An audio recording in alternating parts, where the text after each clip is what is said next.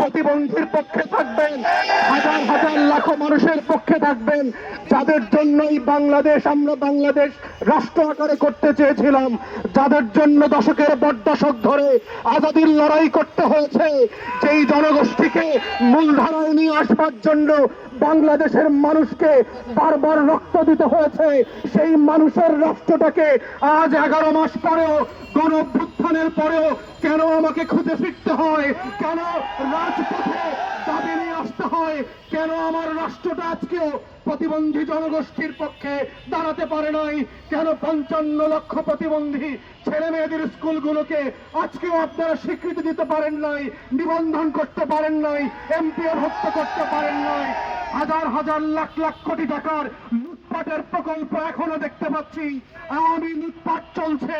এই পিছনের আমলাতন্ত্ররা বাংলাদেশকে আবার ফ্যাসিবাদের দিকে ফিরিয়ে নেবার জন্য যখন দিনরাত পরিশ্রম করছে, তখন আমরা দেখতে পাচ্ছি অন্তর্বর্তীকালীন সরকারের উপদেষ্টারা তাদের মিথ্যা কথায়, মিথ্যা আশ্বাসে শক্ত আন্দোলনগুলিকে আওয়ামী পড়ার ট্যাগ দিয়ে দিয়ে বিভিন্নভাবে হেনস্থা করছে।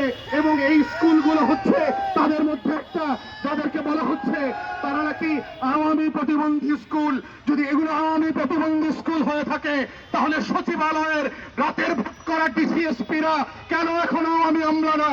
কেন আওয়ামী আমলা চাকরি করে সেই সচিবরা দিল্লির দালালে পরিণত করেছে বাংলাদেশকে, সেই বাংলাদেশের দিল্লির দালালরা কেন এখনো আওয়ামী আমলার ট্যাগ পাচ্ছে না? তাদেরকে কেন শাস্তির মুখোমুখি করা হচ্ছে না? তা আজকে এই জায়গা থেকে আমরা আবার অন্তর্বর্তীকালীন সরকারের রেলেভেন্ট সংশ্লিষ্ট মন্ত্রণালয় এবং যারা দায়িত্ব পালন করছেন তাদেরকে স্মরণ করিয়ে দিতে চাই, এখনো আবু সাইদ মুগ্ধের রক্তে লেখা দেয়ালে দেয়ালে নতুন বন্দোবস্তের যে আখরের সংকল্প আমরা গত বছর করেছিলাম, সেই রক্তে ভেজা দেয়ালগুলো মুছে যায় নাই। নতুন বন্দোবস্তের আকাঙ্ক্ষাকে আমরা ভুলে যাই নাই। সেই রক্ত করা বাংলাদেশকে আবার নতুন করে গত বছর স্বাধীন করা হয়েছিল, সেই বাংলাদেশ আমরা পরিত্যাগ করি নাই। অতএব জনগণের প্রত্যেকটা ন্যায্য আন্দোলনকে আপনাদেরকে দরদ দিয়ে দায়ের সাথে বিবেচনা করতে হবে। এবং আমরা বারবার দাবি করেছি এই স্কুলগুলোকে আপনারা ভেটিং করেন। ইতিমধ্যে বাংলাদেশ সরকারের মন্ত্রণালয় থেকে ভেটিং করে 450-র উপর স্কুলকে আইডেন্টিফাই করা হয়েছে যে তারা রাষ্ট্রের সকল নিয়ম নীতিমালা অলরেডি পূরণ করেছে। তারপরও কেন নিবন্ধন দিচ্ছেন না? তারপরও কেন তাদেরকে আটকে রেখেছেন? কেন প্রতিবন্ধী শিক্ষার্থীদের ছেলেমেয়েরা কেন লেখাপড়া করতে পারবে না? কেন শিক্ষকদেরকে স্কুল বন্ধ করে দিয়ে কর্মদিবসে ঢাকাতে এসে দিনের পর দিন অবস্থান কর্মসূচি পালন করতে হবে? কেন একদিনের দাবিতে লিখিত বক্তব্য দেওয়ার পরেও মাননীয় মন্ত্রী, উপদেষ্টা, সচিবদের টনক নড়ে না? কাদের টাকা আপনাদের ট্যাক্স দেওয়া হয় সেটা ভুলে যাবেন না। গণঅভ্যুত্থানের রক্তের টাকা আপনাদেরকে চাকরি দেওয়া হয়েছে।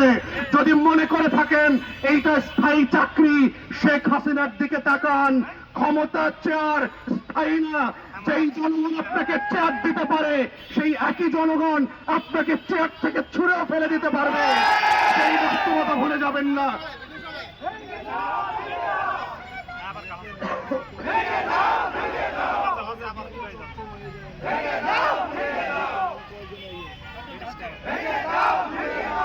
আমরা ইতিমধ্যে দেখেছি এবং কথা বলেছি, আমাদের ঠিক ডান দিকে আপনারা দেখেছেন তথ্য আপারা গত 54-55 দিন থেকে আন্দোলন করছে একটা ন্যায্য দাবি নিয়ে। যেই দাবিগুলো নিয়ে সরকার এখন পর্যন্ত কোনো যৌক্তিক আলোচনা করবার প্রয়োজনও মনে করছে না। যেটা এই প্রকল্পটা বাদ দিয়ে নতুন আর একটা লুটের প্রকল্প তারা হাজির করেছে। কারণ তথ্য আপা প্রকল্পে বেতন ছাড়া এখন কোনো লুটের টাকা নাই। নতুন প্রকল্প করলে আরো 950 কোটি টাকা লুটপাট বাণিজ্য করতে পারবে এবং 2000 নতুন লোক নিয়োগ করার মাধ্যমে আউটসোর্সিং কোম্পানি দিয়ে আরো কয়েক হাজার কোটি টাকার লুটপাট বাণিজ্য হবে। তাই পুরাতন প্রকল্প বাদ দিয়ে নতুন করে এখন নতুন লুটের প্রকল্প তৈরি করছে। ঠিক একইভাবে আমরা দেখতে পাচ্ছি শিক্ষা মন্ত্রণালয় এবং সমাজ কল্যাণ মন্ত্রণালয়ের অধীন থেকে যে ব্যাপক লুটপাটের প্রকল্পগুলো জারি ছিল সেগুলো এখনো অব্যাহত আছে। কিন্তু ন্যূনতম সেবা যেই প্রকল্পগুলোর মধ্য দিয়ে রাষ্ট্র তার প্রান্তিক জনগোষ্ঠীকে, সবচেয়ে পিছিয়ে পড়া জনগোষ্ঠীকে দিতে চাচ্ছিল, সেই প্রকল্পগুলোকে আওয়ামী ট্যাগ দিয়ে এইদিক ওদিক করে গোপালগঞ্জ প্রকল্প, এই প্রকল্প সেই প্রকল্প বলে এগুলোকে হেনস্থা করা হচ্ছে এবং আন্ডারমাইন করা হচ্ছে। রাষ্ট্র যাদের মাধ্যমে সবচেয়ে বেশি ক্ষতিগ্রস্ত হয়েছে তাদেরকে আমরা বিচারের মুখোমুখি না করে প্রতিবন্ধী স্কুলগুলোকে আমরা আওয়ামী ট্যাগ দিচ্ছি, তথ্য আপনাদেরকে আমরা আওয়ামী ট্যাগ দিচ্ছি। যারা প্রান্তিক নারীদেরকে সেবা দেয়, যারা প্রান্তিক জনগোষ্ঠীকে, প্রতিবন্ধী শিশুদেরকে বিনামূল্যে পড়ায়, বিনা ফিতে পড়ায়, তাদের ব্যাপারে আমাদের কোনো আলোচনা নাই। ক্যাবিনেট মিটিং গুলো নিয়ে আমাদের রীতিমতো প্রশ্ন আছে। এতদিন আন্দোলন করবার পরেও যেই সকল উপদেষ্টারা এই ছোটখাটো সমস্যার সমাধান করতে পারে না, গণ অভ্যুত্থানের পরের সরকারে এই ধরনের অকার্যকর, অনর্থক, অকাল কুমন্ড অপদার্থ উপদেষ্টা আমাদের দরকার নেই।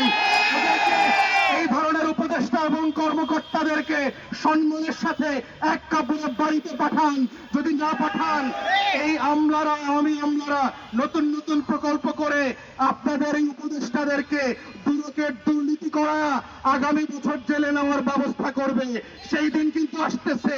আমাদেরকে আপনারা চেনেন নাই, তারা কিভাবে কাকে কোন ঘাটের জল খাওয়াবে এবং কোন বেলাতে খাওয়াবে সেইটা বোঝার ক্ষমতা শেখ হাসিনা বুঝতে অনেক দেরি হয়ে গেছে।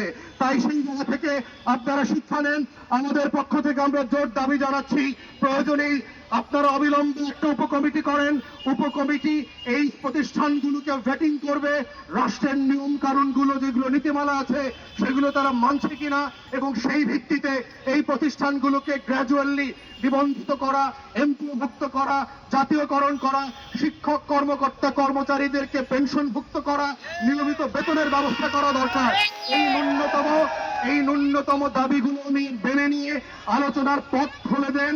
আজকের নেতৃবৃন্দকে আপনারা সচিবালয়ে ডেকে নেন, বসেন, কথা বলেন, ন্যায্যতার ভিত্তিতে নাগরিকদের সমস্যার সমাধান করেন। এটাই হচ্ছে রাষ্ট্র। রাষ্ট্র মানে এটা না এসি রুম থেকে আপনি বের হবেন না। রাষ্ট্র মানে এটা না আপনি শুধু সরকারের টাকায় বিদেশ ঘুরবেন। রাষ্ট্র মানে এটা না শুধুমাত্র অপ্রয়োজনীয় মিটিং করবেন। রাষ্ট্র মানে আপনার বসতে হবে, জনগণের কথা শুনতে হবে, নাগরিকদের অধিকার নিয়ে আপনাকে বসতে হবে, মিটিং করতে হবে। এটাই হচ্ছে রাষ্ট্র, এটাই হচ্ছে ন্যায্য দাবির জায়গা।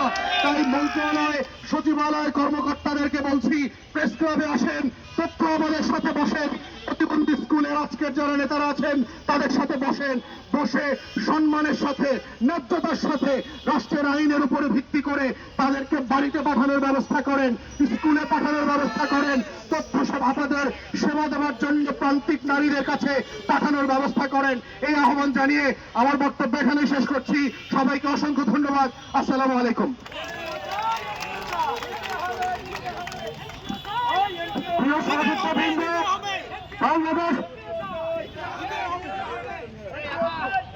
বাংলাদেশ প্রতিবন্ধী বিদ্যালয় সমন্বয় পরিষদ কেন্দ্রীয় কমিটির পক্ষ থেকে, আমাদের এই বিশেষ বিদ্যালয়গুলোর পক্ষ থেকে আমার বাংলাদেশ পার্টির সম্মানিত সাধারণ সম্পাদক শ্রদ্ধাকে অসংখ্য ধন্যবাদ এবং প্রাণঢালা অভিনন্দন।